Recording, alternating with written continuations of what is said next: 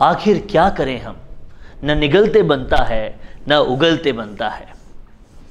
ये सिचुएशंस आती क्यों हैं, ऐसे हालात बनते क्यों हैं?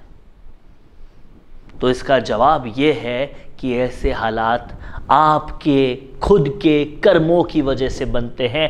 और सेम ऐसा ही हो रहा है कांग्रेस की आलाकमान के साथ, जो सचिन पायलट की सिचुएशन में, सचिन पायलट के पूरे हालातों में उनसे ना उगलते बन रहा है न निगलते बन रहा है। क्या करें वो उन्हें पता नहीं चल रहा है। ऐसे में बिना सचिन पायलट के राजस्थान का चुनाव जीत तो नहीं पाएंगे, ये उनको पता है।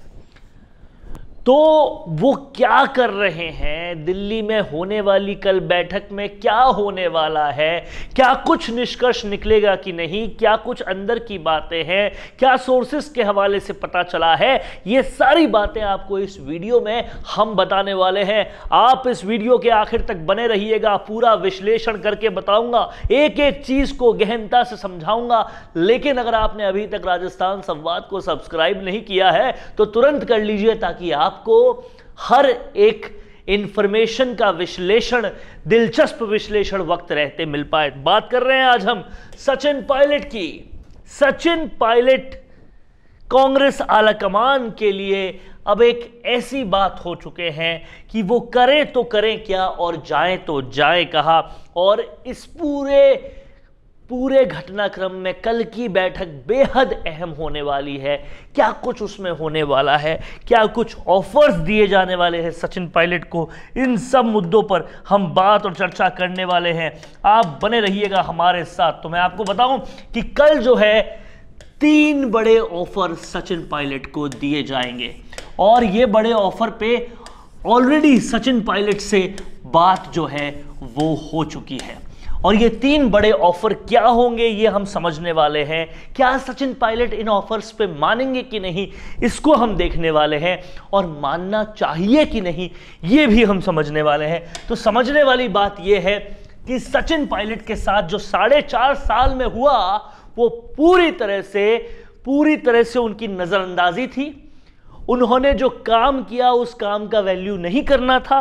और न सिर्फ उन्होंने, बल्कि उनके साथ जो इतने सारे कार्यकर्ता थे उनके भी काम को आपने पूरी तरह से धत्ता बता दिया था, किसी तरह से कोई भी तवज्जो नहीं दी थी। ऐसे में अब सचिन पायलट को जो कुछ भी मिलेगा इन 3 ऑफर्स में, क्या उससे उन 4.5 साल और उससे पिछले वाले 5 साल की भरपाई हो सकती है जिसकी वजह से ये 4.5 साल की सत्ता मिली? ये समझने वाली बात है। जो कुछ भी सचिन पायलट ने सहा, चाहे वो निकम्मा हो, नाकारा हो, गद्दार हो, या उनके साथ जिस तरह से षड्यंत्र हो रहे थे वो हो, क्या उनकी भरपाई इन 3 ऑफर से हो पाएगी? क्या ये वाकई देखने वाली बात है, समझने वाली बात है। सबसे पहले समझते हैं कि क्या है ये 3 ऑफर्स और इन ऑफर्स में सचिन पायलट को दिया क्या जाएगा।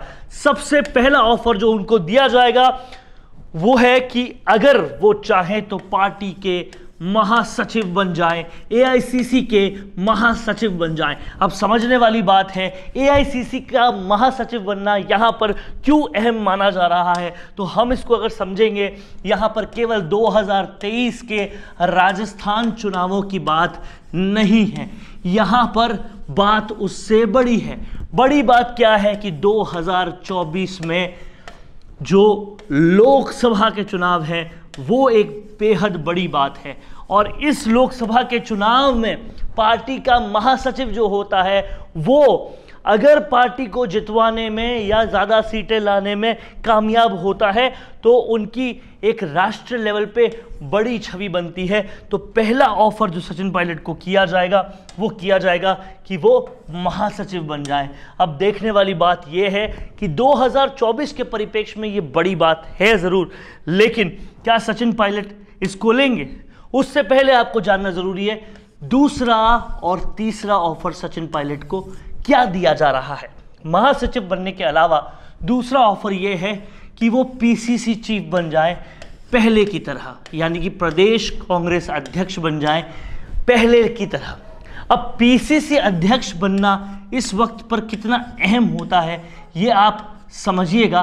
पीसीसी अध्यक्ष बनना बहुत ज़्यादा अहम इसलिए होता है क्योंकि 4.5 साल तक तो सबसे ज़्यादा पावर चीफ मिनिस्टर के पास होती है, लेकिन उसके बाद जो आखिरी के 6 महीने होते हैं उसमें पीसीसी चीफ की पावर काफ़ी बन जाती है, क्योंकि टिकट किसको देना है ये चीज़ डिसाइड पार्टी के अध्यक्ष से पूछकर ही होती है। और अगर किसी का होल टिकट वितरण में हो तो वो काफ़ी कुछ बदल सकता है। तो पीसीसी चीफ का उन्हें ऑफर किया जा रहा है, लेकिन वो पोस्ट उनके पास पहले भी थी। इसके अलावा जो तीसरा और बड़ा ऑफर किया जा रहा है सचिन पायलट को, वो है कि वो कैंपेन कमेटी के चेयरमैन बन जाएं। कैंपेन कमेटी के चेयरमैन का काम और उनका दखल टिकट वितरण में सबसे ज़्यादा होता है। ये सीट भी उन्हें ऑफर की जा रही है, लेकिन जो चीज़ उन्हें बिल्कुल भी ऑफर नहीं की जा रही वो है चीफ मिनिस्टर की पोस्ट। आज भी इस पोस्ट के लिए उनको बिल्कुल भी ऑफर नहीं है और मुख्यमंत्री गहलोत को कांग्रेस आलाकमान इस पोस्ट के लिए हटाने के लिए तैयार नहीं है। और जाहिर सी बात है इस वक्त पे हटने से कोई फायदा भी नहीं है, क्योंकि बजट सारे विधानसभा के सत्र हो चुके हैं, बजट पढ़ दिया गया आखिरी साल का भी। अब चीफ मिनिस्टर बनकर करने के लिए कुछ ज़्यादा नहीं है। तो अब सचिन पायलट क्या केवल खुद के पद के ऑफर्स पर मान जाएंगे, मात्र 6 महीने के लिए कोई पद लेने से मान जाएंगे, और अगर उसके बाद का भी कोई आश्वासन मिलता है कि मान लो कांग्रेस वापस जीत जाती है तो आप चीफ मिनिस्टर बन देंगे, ऐसे आश्वासनों को भी क्या वो मानेंगे? क्योंकि आश्वासन तो पूरे हुए नहीं। बाकी राज्यों में तो आपने पीसीसी चीफ को ही चीफ मिनिस्टर बनाया, लेकिन यहाँ पर आपने नहीं बनाया। षड्यंत्रों को जानते हुए भी आपने ऐसा नहीं किया। तो क्या अब ऐसे मौखिक प्रॉमिसेस को सचिन पायलट मानेंगे? ये समझने वाली बात है। और इस बात को समझने के लिए आपको ये भी समझना ज़रूरी है कि जिस तरह से उन्होंने अपने जन संघर्ष यात्रा में राहुल गांधी का, प्रियंका गांधी का, सबका फ़ोटो पोस्टर से उड़ा दिया। कुछ पोस्टर्स में अगर फ़ोटो था तो वो केवल और केवल सोनिया गांधी का था। अब आपको समझने वाली बात यह है कि इसका साफ सीधा सा मतलब है कि वो मानेंगे तो केवल सोनिया गांधी की ही मानेंगे। क्या सोनिया गांधी और क्या उनके साथ, क्योंकि प्रियंका गांधी की कहते हैं कि केमिस्ट्री काफ़ी अच्छी बैठती है सचिन पायलट के साथ, तो ये दोनों क्या उनको मनाने में कामयाब होंगी? क्योंकि एक बात बेहद साफ है कि अगर पायलट और गहलोत एक मंच पर नहीं आते राजस्थान में तो रिपीट होना तो बहुत दूर की बात है। इज्जत कमाने जितनी भी सीट्स नहीं आएगी और बहुत बुरा हाल हो सकता है। इस सत्ता के गलियारों में सब कहते हैं, लेकिन ये दोनों साथ में कैसे आएंगे ये वाकई बड़ा सवाल है। क्योंकि इन दोनों के बीच में जो अब नफ़रत की दीवार है वो वाकई अब बहुत ज़्यादा बड़ी हो चुकी है, और इस नफ़रत की दीवार को कैसे मिटाया जाएगा ये वाकई बहुत बड़ा प्रश्न है। क्योंकि ये दीवार इतनी ज़्यादा बड़ी हो चुकी है, इतनी ज़्यादा बड़ी हो चुकी है, इतना कुछ इन दोनों के साथ हो चुका है कि अब ये एक दूसरे के करीब आना संभव नहीं है। ऐसे में अब क्या होगा ये देखने वाली बात होगी। कल की बैठक में क्या होगा ये देखने वाली बात होगी। क्योंकि सचिन पायलट का जो 15 दिन का अल्टीमेटम है, जो 15 दिन का उनका अल्टीमेटम है, वो पूरा हो जाएगा 30 मई को। और देखने वाली बात यह है कि उसके बाद मैं अगर आपको बताऊं तो 11 जून को राजेश पायलट की पुण्यतिथि है। उन दिनों कोई बहुत बड़ी घोषणा, कोई बहुत बड़ा ऐलान होना संभव है, और इससे कहे ना कहे लेकिन कांग्रेस आलाकमान के अंदर डर बहुत भयंकर है। अब कल की बैठक में क्या कुछ होगा, उस बैठक में क्या कुछ निर्णय होगा, क्या वो निर्णय, समझने वाली बात दोस्तों ये है, क्या वो निर्णय 5 साल प्लस 4.5 साल तक जो सचिन पायलट की नजरअंदाजी हुई है, 5 साल जो उन्होंने मेहनत की, उसके बाद जो वादे किए, उस वादों की धोखेबाजी जो हुई वो 4.5 साल तक हुई, क्या इसका भरपाई ये कल की मीटिंग का एक कोई फैसला कर सकता है क्या? और सचिन पायलट को उस फैसले पे भरोसा हो सकता है क्या? ये वाकई सोचने वाली बात है। और कल की मीटिंग क्या गुल खिलाएगी? क्या ये 3 ऑफर्स वो मान पाएंगे या उनको चाहिए होगा कुछ और बड़ा? क्या बड़े की अश्योरेंस मात्र से काम चलेगा कि हाँ, अगर तुम जितवा देते हो इलेक्शन तो अगली बार तुम चीफ मिनिस्टर बन जाना, ऐसी कोई अश्योरेंस से काम चलेगा कि नहीं? और क्या इस बार सचिन पायलट के पीछे जो कार्यकर्ता हैं, वो कार्यकर्ता महज ऐसी अश्योरेंसेस से मान जाएंगे क्या? ये वाकई बड़ी बात है, समझने वाली बात है। और सचिन पायलट का अनशन, सचिन पायलट की जनसंघर्ष यात्रा, इसको लेकर जो पूरा प्लान था, क्या वो प्लान अब पूरी तरह से ड्रॉप करवाने जितना बड़ा ऑफर कांग्रेस कुछ दे सकती है क्या? क्या कुछ है सोनिया गांधी के दिमाग में?